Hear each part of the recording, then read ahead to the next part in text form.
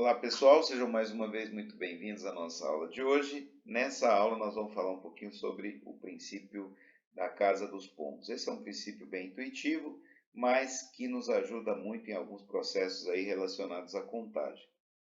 Vamos começar então com um exemplo prático aqui, ó, tá? Vamos supor que nós temos 13 pombos e nós temos apenas 12 casas para acomodá-los. O princípio, então, vai nos dizer que pelo menos uma das 12 casas vai ter que receber 2 pombos. Como eu disse, esse é um princípio bem intuitivo, né? Porque se eu tenho 13 pombos e 12 casas, se eu alocar um pombo em cada uma das 12 casas, eu já aloquei 12 pombos. O 13º pombo vai ter que ser alocado numa dessas 12, portanto, como essas 12 já tinham uma delas, pelo menos, vai ter que ter 2 pombos.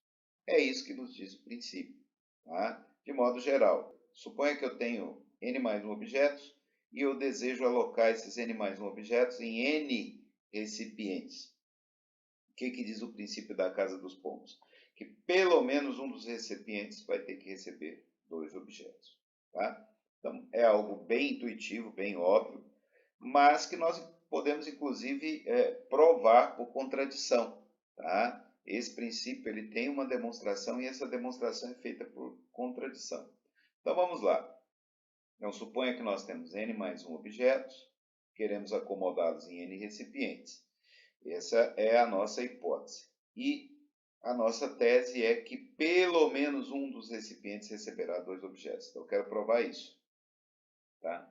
Nós vamos supor por contradição o contrário. Nós vamos supor por contradição que nenhum dos recipientes receba mais do que um objeto, tá? Então, em cada um deles vai ter só um, porque nenhum deles pode receber mais do que um. Tá? Então, como a gente tem n recipientes, tá? Nós podemos concluir que como nenhum recipiente recebeu mais do que um, nós podemos concluir que nós teríamos somente n objetos. Mas isso é uma contradição, porque por hipótese, nós não temos n objetos, nós temos n mais 1 objetos. Então a prova é bem direta mesmo, porque é um resultado bem intuitivo e óbvio, mas nós podemos prová-lo.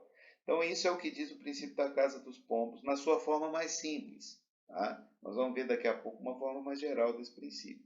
Então, dados n mais 1 objetos, se eu desejo alocá-los em n recipientes, pelo menos um dos recipientes receberá 2 objetos, tá? Bom, a pergunta agora é, o princípio ainda vale se existir um número de objetos bem maior do que o de recipientes? No nosso caso, o número de objetos era 1 a mais do que a quantidade de recipientes. Mas nós poderíamos pensar, e se fosse 2 a mais, 3 a mais, 5 a mais, 10 a mais? O princípio ainda vale em uma forma mais geral, como nós vamos ver agora. Tá? Vamos pensar que nós temos n, um número inteiro positivo, tá? Maior do que o n minúsculo. Então, eu tenho n maiúsculo, número inteiro positivo, maior que n minúsculo. Então, o que diz o princípio na sua forma mais geral? Aqui, inclusive, tem só chamar a atenção de vocês, aqui tinha um 2 aqui que não faz sentido, então apague aí para vocês também. Tá? Então, vamos voltar aqui. Olha. Vamos ver o que diz o princípio na sua forma mais geral. Se desejamos alocar n maiúsculo objetos em n minúsculo recipientes, então pelo menos um dos recipientes receberá esta quantidade aqui de objetos. E o que significa esta quantidade aqui? Veja que eu tenho a fração n maiúsculo sobre n minúsculo aqui dentro, com este símbolo, que representa a função teto. Tá? O que diz a função teto? A função teto é definida da seguinte maneira. Tá? A função teto aplicada num certo valor p significa que eu vou tomar o mínimo dentre todos os números inteiros que são maiores ou igual a p. Tá? Então, essa é a definição da função teto. Então, aqui significa que o princípio nos garante que pelo menos um dos recipientes, tá, receberá o menor inteiro que é maior ou igual a n maiúsculo sobre n minúsculo. Aqui exemplos da função teto. Ó. Então, a função teto aplicada a 1,5 me retorna o valor 2, porque 2 é o menor inteiro maior ou igual a 1,5. Tá? A função teto aplicada a 7 sobre 9 me retorna o valor 1, Por quê? Porque 1 é o menor inteiro maior ou igual a 7 sobre 9, que é 0,77777. Tá? O menor inteiro maior ou igual que o número inteiro é ele mesmo. Tá? Entenderam então, pessoal? Olha, resumindo então, na sua forma mais geral, tá? O que diz o princípio então da casa dos pombos? Se eu tenho N maiúsculo objetos e quero alocá-los em N minúsculos recipientes, então pelo menos um dos recipientes receberá o menor inteiro maior ou igual a esta fração aqui. Tá? Beleza. Existe também uma demonstração, tá? Essa demonstração ela é bem técnica, eu não vou fazer aqui, porque senão a gente correria o risco, às vezes, de ter uma aula assim, muito teórica, e eu acho que talvez pode até mais atrapalhar vocês do que ajudar. Tá? Mas a demonstração é muito parecida com o primeiro caso, tá? Mas exige alguns cuidados matemáticos aqui, que acho que não vem ao caso nessa aula, tá? Agora, eu quero falar com vocês sobre uma formulinha que a gente tem aqui, olha, tá? Que é esta fórmula aqui que nós vamos usar na maioria dos exercícios de aplicação prática do princípio da casa dos pombos. Está feito aqui na apostila, mas eu achei que a linguagem está bem confusa, então eu vou até usar uma lousinha aqui de lado, tá?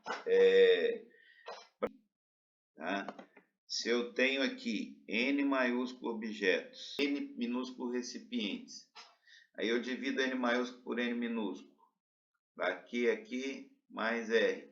Divisão normal, se você dividir N maiúsculo por N minúsculo, você vai ter aqui, né, o quociente e um resto. Aonde esse resto aqui, olha, ele é um valor que varia de 0, 1, 2 até N menos 1, que se você dividir o número por N, o resto não pode ser maior que N, né? Tá? E vamos supor que eu quero então pegar aqui essa quantidade de objetos, N maiúsculo, dividir em N recipientes, e eu quero garantir que pelo menos um dos recipientes vai ter Q mais 1 objetos. Então, qual é a pergunta? Tá? Qual é o valor de N grande maiúsculo para garantir que, alocando N grande maiúsculo numa quantidade de recipientes N minúsculo aqui, tá? Pelo menos um dos recipientes vai ter Q mais 1 objetos. Tá? Observe que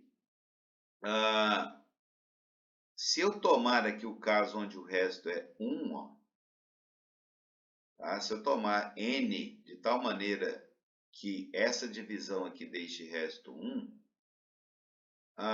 eu conseguiria achar a menor quantidade de N para que esta condição aqui seja satisfeita. Menor número N para que essa condição seja satisfeita.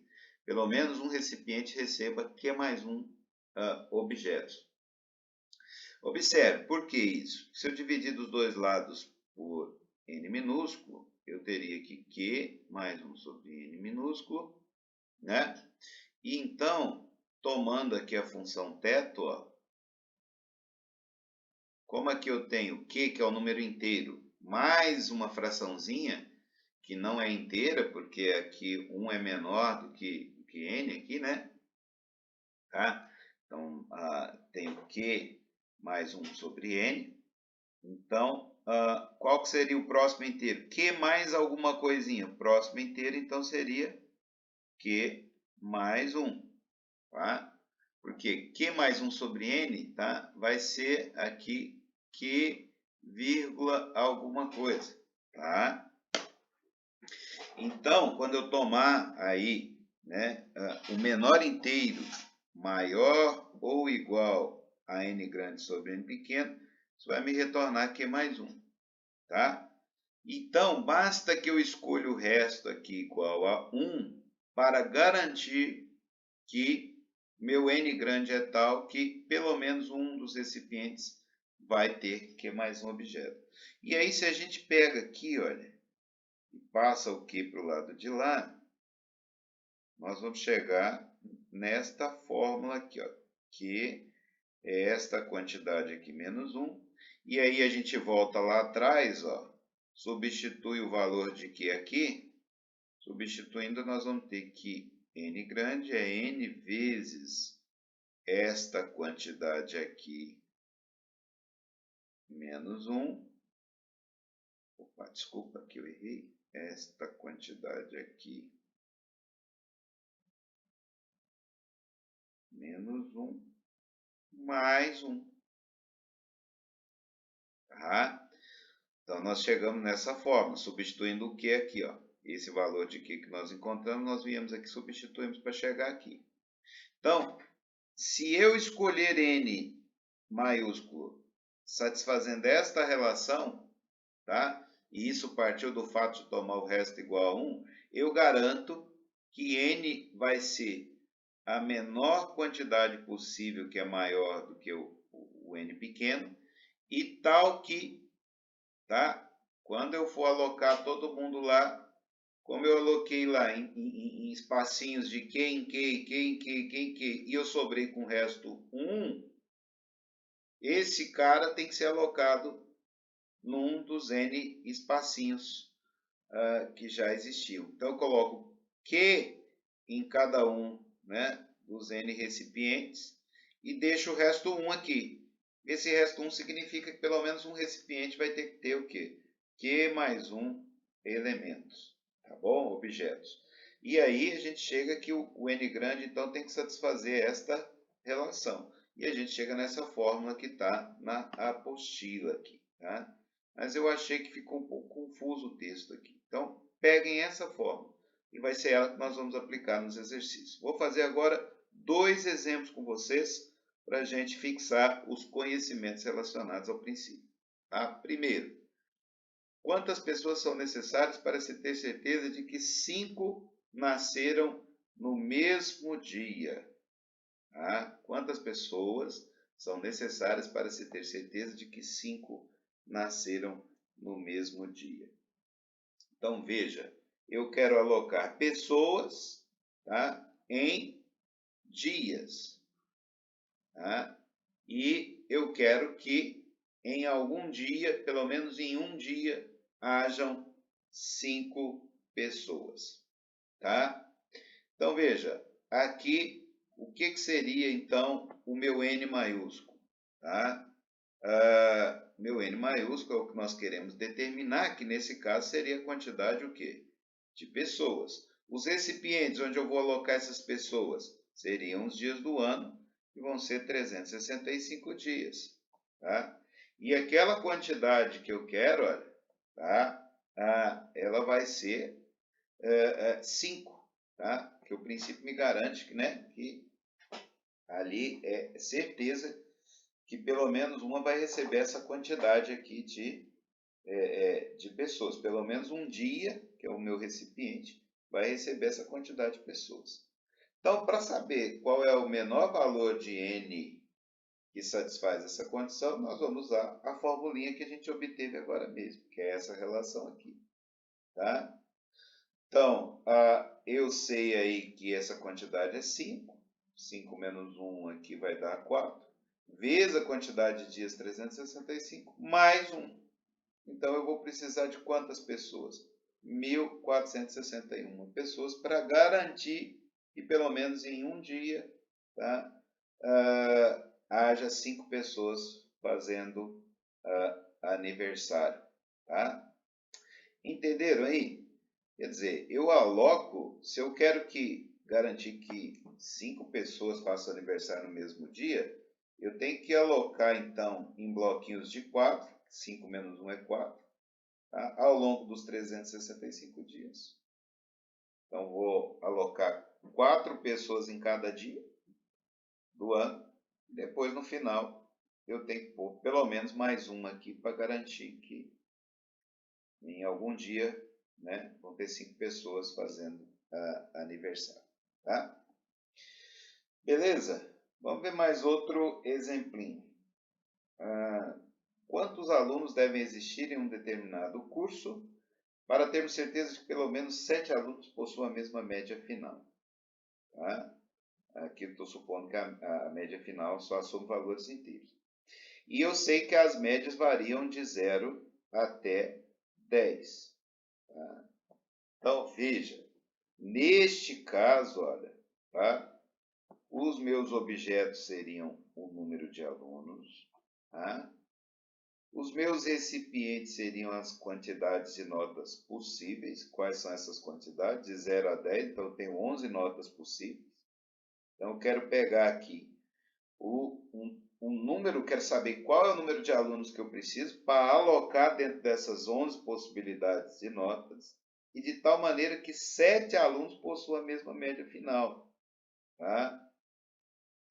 Então veja, eu quero ter 7 alunos com a mesma nota. Então, essa quantidade aqui, garantida pelo princípio da casa dos pombos, tem que ser 7 nesse caso. Então, quantidade de alunos é o que eu quero determinar, quero alocá-lo aí em um total de 11 notas, quero alocá-los num total de 11 notas possíveis, de tal maneira que em alguma dessas notas aí eu tenha 7 alunos. Então, essa quantidade aqui nesse caso tem que ser 7. Quantidade garantida aí pelo princípio da casa dos pombos. Então, para saber qual é a menor quantidade de alunos que vai satisfazer essa propriedade, nós vamos usar a nossa formulinha novamente. Então, para que tenha 7 com a mesma nota, eu vou alocar esses alunos em bloquinhos de 6, depois vou deixar resto 1. Tá? Então, eu tenho 11 notas aqui. Tá? Aí, eu vou pegar aqui e multiplicar por 6 e deixar o resto 1 para dar aqui um total de 67 alunos. Tá, ok? Então, veja, nós alocamos aí 6 alunos em cada uma das 11 notas e depois deixamos mais um aluno aqui para garantir que pelo menos uma nota vai está associada a 7 alunos. E nós chegamos aí num total de 67 alunos. Tá bom, gente? Então é isso, tá? Os exercícios são todos nessa mesma linha. E espero que vocês tenham entendido. Qualquer dúvida, qualquer coisa, podem estar me perguntando aí. Tá bom? Vou ficando por aqui. Um grande abraço para vocês e a gente se vê na próxima aula.